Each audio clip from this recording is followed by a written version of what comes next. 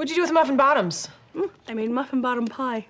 It's actually pretty good. I'm thinking about patenting it. Muffin bottom pie. Sounds dirty. Hey, what's up guys, and welcome back to Binging with Brannen, where this week we're making muffin bottom pie from Gilmore Girls, as requested by GeorgieGirl62. Now, Suki made a plethora of muffins to choose from in the episode, but in this case, we're using chocolate chip. But first we have to start by making pudding, instant in this case, which will serve as our pie filling. Our instant pudding calls for 1 3/4 cups of milk, but I didn't think ahead, so today we're using half and half.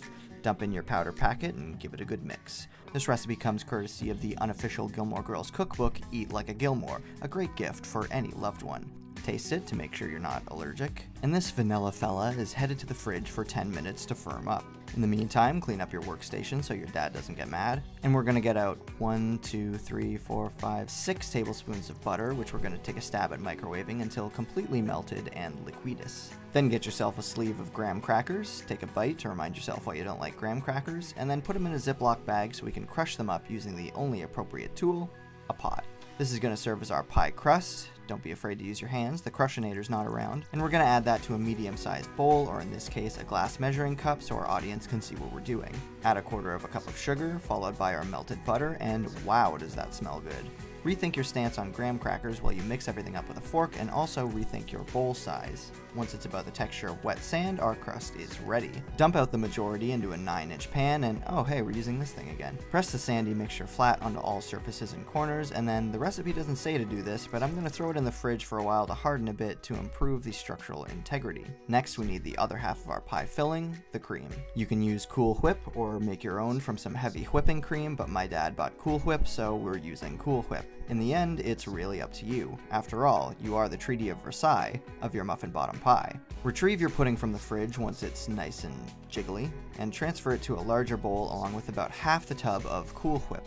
And yep, that's definitely Cool Whip. Begin folding together the pudding and the Cool Whip with your tiny spatula until you realize maybe you chose the wrong tool for the job.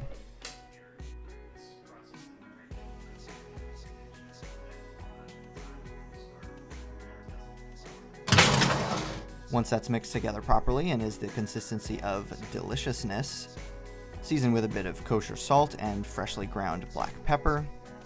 Just kidding.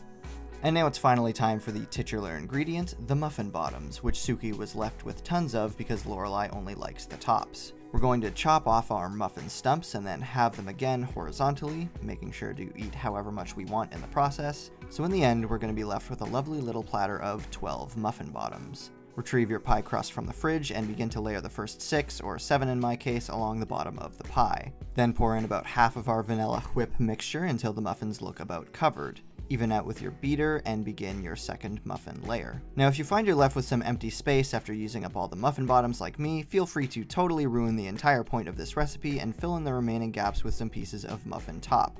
You're going to have a lot left over anyway, and Lorelai, will probably thank you. Douse with the rest of your whip filling and wonder how it hasn't overflowed yet. Let your dad have the beater to lick. And even out the top with your most Japanese-looking knife. Now it's time for our penultimate ingredient, our classic can of real whipped cream. Use it to decorate the top however you see fit. I'm going for a kind of swirly-whirly design. Yes, whirly's a word, it means a violent whirlwind carrying snow. Grab yourself some cocoa powder and, well, that's a bit much, but regardless, garnish from a height for some visual flair. And there you go, our pie is ready for pictures, but not quite for eating. We need to pop it back into the fridge to chill, so when we serve it, the slices actually come out as slices. In the meantime, vacate the kitchen so your brother can meticulously make his coffee. And 60 minutes later, we are rewarded with pretty much the same thing, but better. Now, I personally would have waited a bit longer because my slice turned into a bit of a pie pile, and I would also consider adding more butter to the crust for better structure. Gently try and coax it back into a triangle. Emphasis on try. And despite the looks, this actually turned out really good and got rave reviews from my family. If you have a whole afternoon to waste, go ahead and make the muffins, cream, and pudding from scratch, but hey, I wasn't trying to take over the whole kitchen for hours here. Now, unfortunately, I did have to spit out my second bite. No, sorry, I'm just messing around. And as you may have guessed, this did indeed enter the Clean Plate Club.